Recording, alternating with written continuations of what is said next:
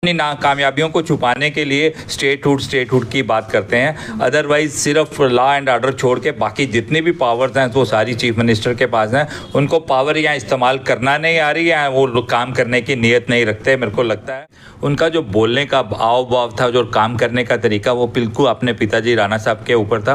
क्योंकि राणा साहब को भी मैं अपना आइडियल मानता था और उनके साथ ज़्यादा देर पॉलिटिक्स में काम करने का मौका नहीं मिला। लेकिन अगर वो हमारे साथ होते तो हमें भी काफ़ी ग्रूमिंग का मौका मिलता। जम्मू कश्मीर में चुनावों का बिगुल बज चुका है और एक तरफ जहां राज्यसभा के चुनाव हैं, साथ में बाईपोल्स हैं और साथ में अभी जम्मू कश्मीर में असेंबली भी लगने वाली है। मेरे साथ बातचीत करने के लिए इस वक्त हमारे साथ विधायक अरविंद गुप्ता जी मौजूद हैं। उनसे बातचीत करेंगे, जानेंगे कि भारतीय जनता पार्टी के क्या प्लान्स हैं। सबसे पहले तो अरविंद जी नमस्कार। साक्षी जी, दीपावली की सभी को हार्दिक बधाई और शुभकामनाएं। आपको भी बहुत बहुत बधाई हो। तो आपको पता है कि सियासत इस टाइम पूरी गर्म है। जम्मू के अंदर काफ़ी चुनाव हैं, चाहे बाईपोल इलेक्शन हो, नगरोटा की सीट को लेकर और बड़गाम की सीट को, और राज्यसभा की सीट को लेकर। दिवाली के इमीडिएट बाद असेंबली सेशन भी शुरू होने वाला है।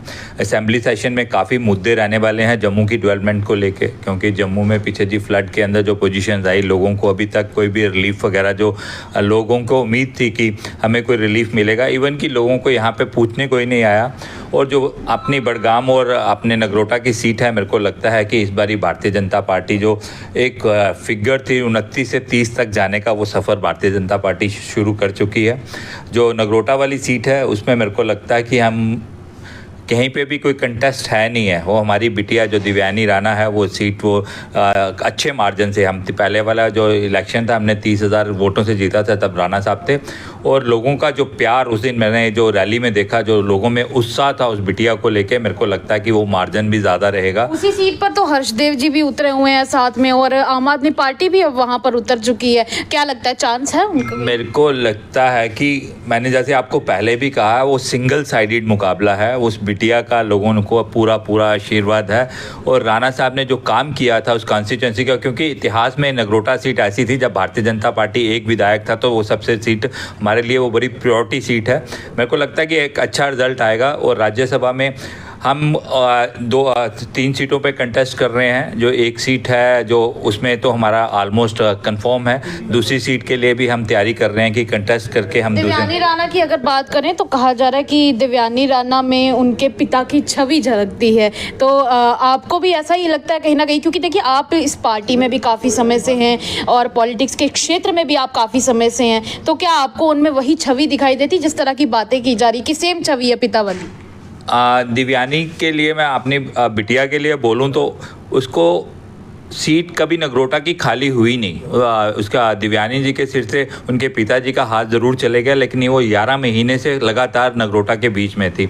और उनको सुना, जब मैंने कल रैली की बात नहीं, रैली से पहले भी मैंने जब उनको एक दिन सुना, मैंने उनका जो बोलने का हाव भाव था, जो काम करने का तरीका, वो बिल्कुल अपने पिताजी राणा साहब के ऊपर था। क्योंकि राणा साहब को भी मैं अपना आइडियल मानता था और उनके साथ ज़्यादा देर पॉलिटिक्स में काम करने का मौका नहीं मिला। लेकिन अगर वो हमारे साथ होते तो हमें भी काफ़ी ग्रूमिंग का मौका मिलता।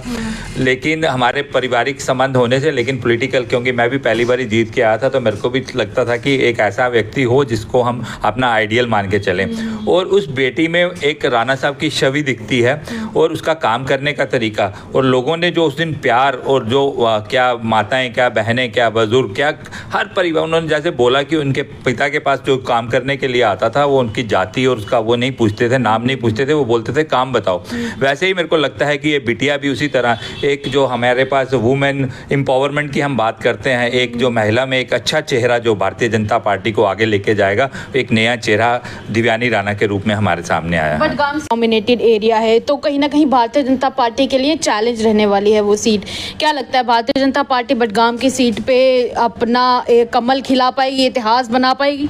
मेरे को लगता है कि जो आंकड़ा 2 वाला है ना, वो लास्ट में 3 वाला होने वाला है। क्यों? भारतीय जनता पार्टी ने एनसी सीट वहाँ पे, क्योंकि बडगाम के अंदर एनसी और श्रीनगर पूरे प्रोविंस के अंदर एनसी का ग्राफ जो है इलेक्शन के बाद गिरा है, जीत के आने के बाद। क्योंकि वहाँ से लोग जो खुश हैं, खुश नहीं हैं। जो उन्होंने लोगों से वादे किए थे, जो अपने वादे करके वो लोगों के बीच में आए थे, वो वादे पूरे करने में वो कामयाब नहीं रहे। उन्होंने अब स्टेटहुड का जो नारा है वो लगाना शुरू कर दिया हुआ है। स्टेटहुड क्या है? जब जब आप यूटी के अंदर चुनाव लड़ के आते हो और जब चुनाव होते हो तो आप 2-2 सीटों से कंटेस्ट करते हो, उसमें चीफ मिनिस्टर की ओथ यूटी के अंदर लेते हो, तो उसके बाद ऐसा क्या हो जाता है कि आप लोगों के काम करने में नाकाम, वो अपनी नाकामयाबियों को छुपाने के लिए स्टेटहुड की बात करते हैं। अदरवाइज सिर्फ लॉ एंड ऑर्डर छोड़ के बाकी जितनी भी पावर्स हैं वो सारी चीफ मिनिस्टर के पास हैं। उनको पावर या इस्तेमाल करना नहीं आ रही है, वो काम करने की नीयत नहीं रखते। मेरे को लगता है लोगों के बीच में से भागने के लिए उन्होंने एक एस्केप बनाया हुआ है कि स्टेटहुड। मेरे को लगता है कि उनको अगर काम करने की नीयत से काम करें तो कितनी हमारी यूटी ऐसी हैं, यहाँ पे चीफ मिनिस्टर बड़े अच्छे से काम कर रहे हैं, उनकी काम करने की अगर मंशा होगी और कश्मीर सेंट्रिक पॉलिटिक्स खेल रहे हैं और जम्मू वालों को इग्नोर किया जा रहा है। और जम्मू के विधायक जो हैं जम्मू की आवाज़ बन के कहीं भी किसी भी स्थिति में जम्मू के लिए खड़े। चलिए, बहुत बहुत शुक्रिया बातचीत करने के लिए। तो ये थे मेरे साथ अरविंद गुप्ता जी, और इन्होंने कहा है कि दोनों सीट के ऊपर भारतीय जनता पार्टी की जीत तय है। आपको क्या लगता है? अपनी राय हमारे कमेंट सेक्शन में ज़रूर व्यक्त कीजिएगा। तब तक के लिए मुझे मेरे सहयोगी सेवाराम को दीजिएगा इजाज़त। फिलहाल के लिए इतना ही। देखते रहिए ऐसी ही खबरों के लिए द